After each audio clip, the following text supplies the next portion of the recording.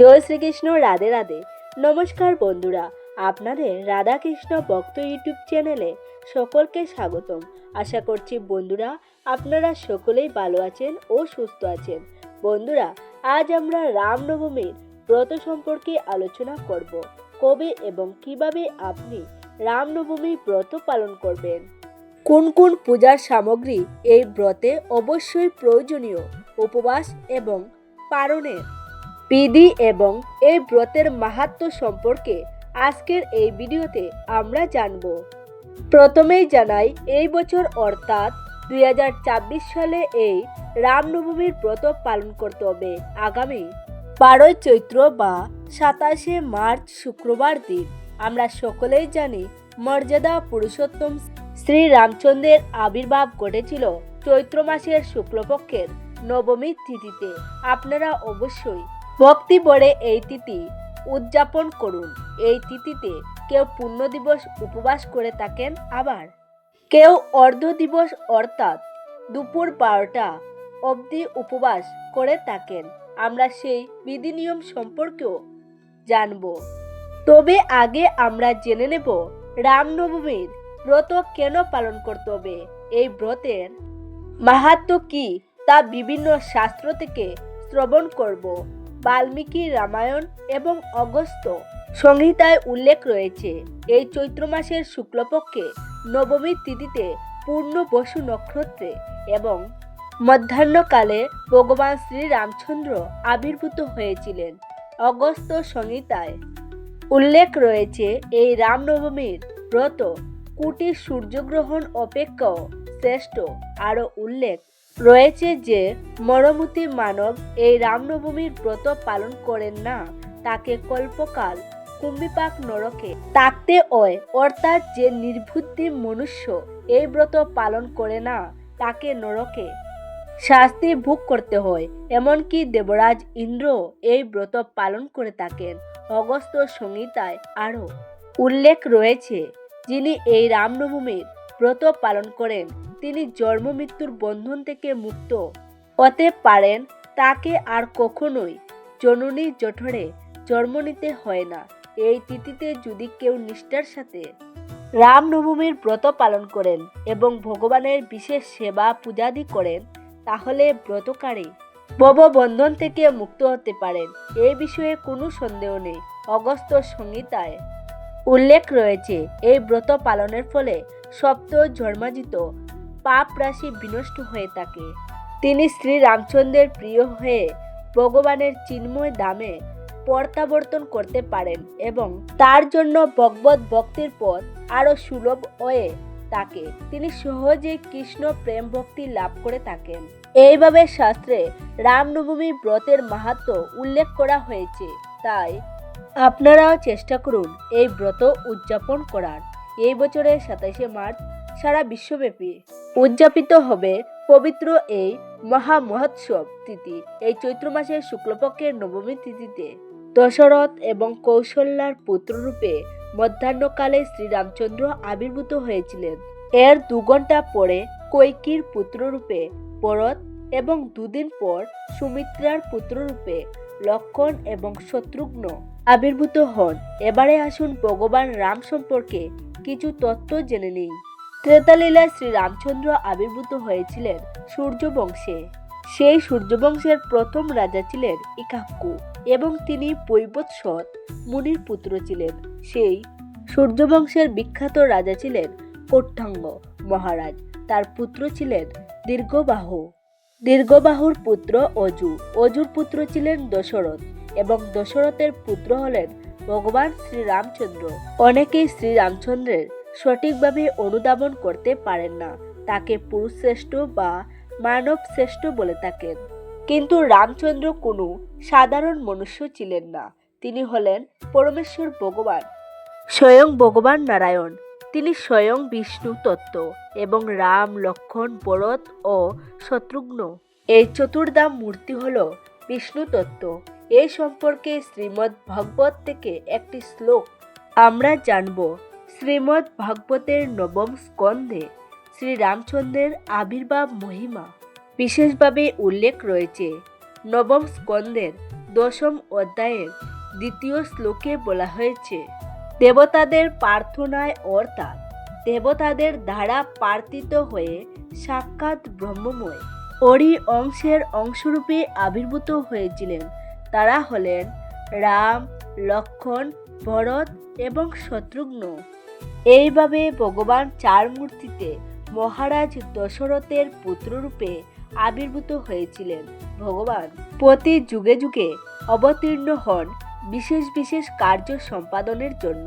গীতায় বলা হয়েছে, ইয়াদা হিয়াদা ধর্মস্য গ্লানির্ভবতি ভারত অভ্যুত্থানম অধর্মস্য তদাত্মানম সৃজামহম।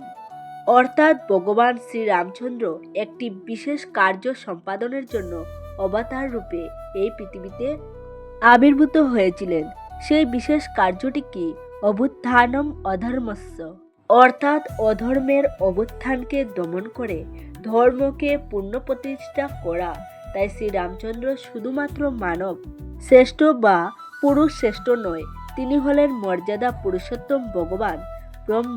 সংহিতায় ব্রহ্মাজি উল্লেখ করেছেন, তিনি রাম আদি মূর্তিতে অবতার রূপে যেমন নরসিংহ অবতার, কৃষ্ণ অবতার, রাম অবতার ইত্যাদি কলা অর্থাৎ অংশরূপে আবির্ভূত হয়ে থাকেন। এবারে আসুন আমরা জেনে নিই মর্যাদা পুরুষোত্তম রামের আবির্ভাব তিথি মহোৎসব আমরা বাড়িতে কিভাবে পালন করব। এই দিন কমপক্ষে দুপুর 12টা পর্যন্ত উপবাসের কথা বলা হয়েছে।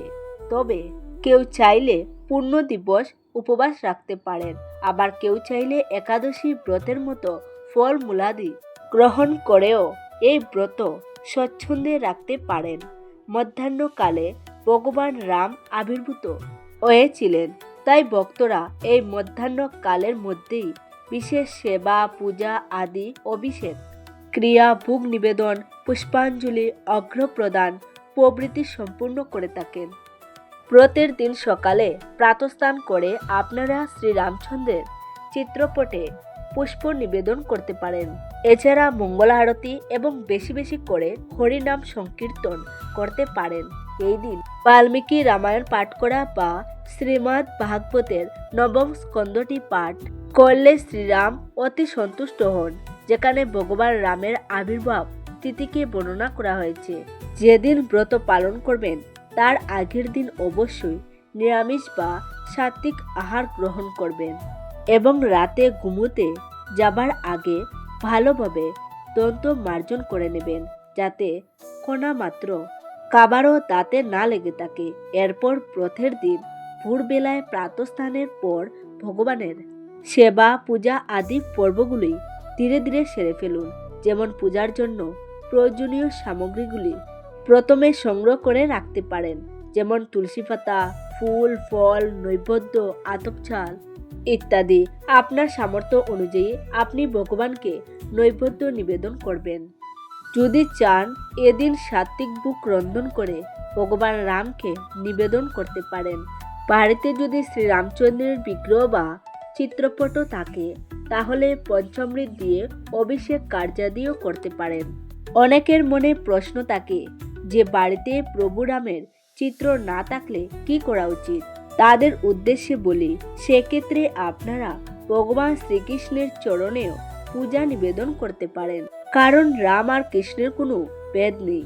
তাই শ্রীরামকে স্মরণ করে যদি কৃষ্ণ ভগবানের পূজা করেন তাহলেও তিনি সন্তুষ্ট হবেন। আমরা জানি তিনি হলেন স্বয়ং ভাবগ্রাহী জনার্দন, তাই আপনার অন্তরের শ্রদ্ধাটাই সবচেয়ে আগে তিনি গ্রহণ করবেন। এবারে পূজা শুরু করুন এইভাবে। প্রথমে আচমন, বিষ্ণু স্মরণ, দেহশুদ্ধি, আসন শুদ্ধি এই প্রক্রিয়াগুলি ক্রমান্বয়ে সেরে নিন। এই মন্ত্রগুলি যে কোনো পূজা পুস্তকে পেয়ে যাবেন। এরপর কিছুটা চন্দন ঘষে নিয়ে তুলসী পাতায় তা মিশ্রিত করিয়ে কৃষ্ণ ভগবান বা রাম ভগবানের চরণে অর্পণ করুন। যদি শ্বেতচন্দন হয় তাহলে তা খুবই উত্তম। খেয়াল রাখবেন পাতার মসৃণ দিকটি যেন বিগ্রহ বা চিত্রপটকে স্পর্শ করে। এই চন্দন মিশ্রিত তুলসীপত্র নিবেদন করার সময় উচ্চারণ করুন, এতে সচন্দন তুলসীপত্র শ্রীরামচন্দ্র ভগবানই নমঃ। এরপর যে কোনো একটি পুষ্প নিয়ে তাতেও একটি চন্দন মিশ্রিত করুন এবং তা ভগবানের চরণে অর্পণ করে দিন। মন্ত্র উচ্চারণ করুন। এতে স্বচ্ছন্দ্রানো গন্ধ পুষ্প শ্রী রামচন্দ্র ভগবানই নমঃ। এইভাবে ক্রমান্বয়ে আপনার ইচ্ছা অনুযায়ী ধূপ, দীপ, নৈবেদ্য, চামর ইত্যাদি আপনি অর্পণ করতে পারেন। যদি সম্ভব হয় একটি সুন্দর মালা দিয়ে সজ্জিত করতে পারেন। যদি ভগবানকে ব্রতের দিন ভোগ নিবেদন করেন তাহলে অবশ্যই ভোগের উপর একটি করে তুলসী পাতা দেবেন। মোট কথা হলো ভগবান রামের সন্তুষ্টির জন্য আপনি আপনার ইচ্ছা অনুযায়ী বস্তু নিবেদন করুন।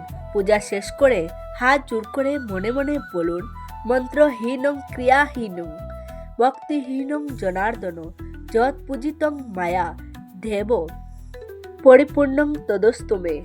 অর্থাৎ এ প্রভু, আমি অযোগ্য, আমি তোমার সেবা পূজা কিছুই জানি না, তাও আমি চেষ্টা করেছি নিষ্ঠার সাথে সেবা করতে। যদি কোনো অপরাধ হয়ে থাকে তাহলে নিজ গুণে ক্ষমা করে আমাদের আশীর্বাদ করো। এটি বলে ক্ষমা প্রার্থনা করুন এবং ভগবানের কাছে আশীর্বাদ প্রার্থনা করুন। ভগবান রামের প্রণাম মন্ত্র হল রামায় রামচন্দ্রায় রামভদ্রায় বেদোসে রঘুনাথায় নাথায় সীতায়া পতয়ে নমঃ। এই মন্ত্রটি পাঠ করে শ্রী রামচন্দ্রের চরণে শ্রদ্ধা নিবেদন করুন এবং পূজা সমাপ্ত করুন। এরপর আপনি চাইলে পঞ্চ প্রদীপ দিয়ে আরতি করতে পারেন, ভগবানের মহিমা সংকীর্তন করতে পারেন এবং ব্রত কথাটি শ্রবণ করতে পারেন। এইভাবে সহজ সরল ঘরোয়া উপায়ে আপনারা সহজেই রামনবমী পালন করতে পারবেন। এই দিন হনুমান চিহ্নিত পতাকা বা ধ্বজা, যেখানে জয় শ্রীরাম লেখা রয়েছে, এমন একটি পতাকা আপনার ঠাকুরঘরে, বাড়ির ছাদে অথবা প্রবেশদ্বারে টাঙিয়ে রাখবেন। এটি যাবতীয় বিপদ বা ভয় থেকে আপনার পরিবারকে সর্বদা রক্ষা করবে। আমরা জানি যে কুরুক্ষেত্রের যুদ্ধেও অর্জুনের রথের উপর এমন একটি পতাকা বিরাজমান ছিল যা তার রথকে সমস্ত রকম বিপদ থেকে রক্ষা করেছিল। পূজা শেষ হলে প্রসাদ বিতরণ করুন। এদিন সম্ভব হলে কোনো দুস্থ বা অভাবীকে খাদ্য বা অর্থ দিয়ে সাহায্য করবেন। এতে অন্তরের মলিনতা দূর হয়ে ভগবত ভক্তির বিকাশ ঘটবে। প্রিয় ভক্তগণ, আপনারা অবশ্যই এই রামনবমী ব্রতটি উদযাপন করুন, যাতে শ্রীরামের আশীর্বাদে আপনার জীবনও পরিবারের সমৃদ্ধি নেমে আসে। এবারে আসুন ব্রতের পারণবিধি নিয়ে দু একটি কথা জেনে নেওয়া যাক, কারণ পারণ ছাড়া ব্রতের সফল সমাপ্তি হয় না। কারণ হলো ব্রত ভঙ্গের প্রক্রিয়া। এখানে বলে রাখি, যদি অর্ধ দিবস বা মধ্যাহ্নকাল পর্যন্ত উপবাস রাখেন তাহলে ভগবানের সেবা পূজাদির পর দুপুর 12টা 21 পর যে কোনো সময় পালন করে নেবেন। আর যদি পূর্ণ দিবস উপবাস রাখেন তাহলে পরের দিন অর্থাৎ শনিবার দিন সূর্যোদয়ের পরই পালন করতে হবে 8টা 50 ঘটিকার মধ্যে। তবে আমি বলবো অর্ধ দিবস উপবাস রেখে ব্রত সমাপন করাই শ্রেয়, কারণ তার পরের দিন শনিবার কামদা একাদশীর উপবাস রয়েছে এবং তার পরের দিন নরসিংহ দ্বাদশীর উপবাস রয়েছে। তাই আপনার সামর্থ্য অনুযায়ী এবং সিদ্ধান্ত অনুযায়ী আপনি পূর্ণ দিবস বা অর্ধ দিবস উপবাস রাখতে পারেন। পারণের এই প্রক্রিয়াটি একাদশীর মতোই হবে, তবে কোনো পারণ মন্ত্র উচ্চারণের প্রয়োজন নেই। শুধুমাত্র ভগবানের প্রসাদ গ্রহণ করে ভগবানের কাছে কৃপা ও ক্ষমা প্রার্থনা করে নিলেই হবে। আশা করব রামনবমী পালনের এই প্রক্রিয়াটি আপনার কাছে পরিষ্কার হয়েছে। তবুও যদি কোনো প্রশ্ন বা মতামত আপনার মনে থাকে তাহলে আমাকে কমেন্টে জিজ্ঞাসা করতে পারেন, আমি তার উত্তর নিশ্চয়ই দেব। আজকের মতো এখানেই শেষ করছি। যদি ভিডিওটি আপনাদের ভালো লেগে থাকে তাহলে অবশ্যই একটি লাইক করবেন আর আপনজনদের সাথে শেয়ার করে দেবেন, যাতে তারাও রামনবমী ও ব্রত পালন করতে পারে। তো সবাই ভালো থাকুন, সুস্থ থাকুন, দেখা হবে নতুন একটি ভিডিওতে।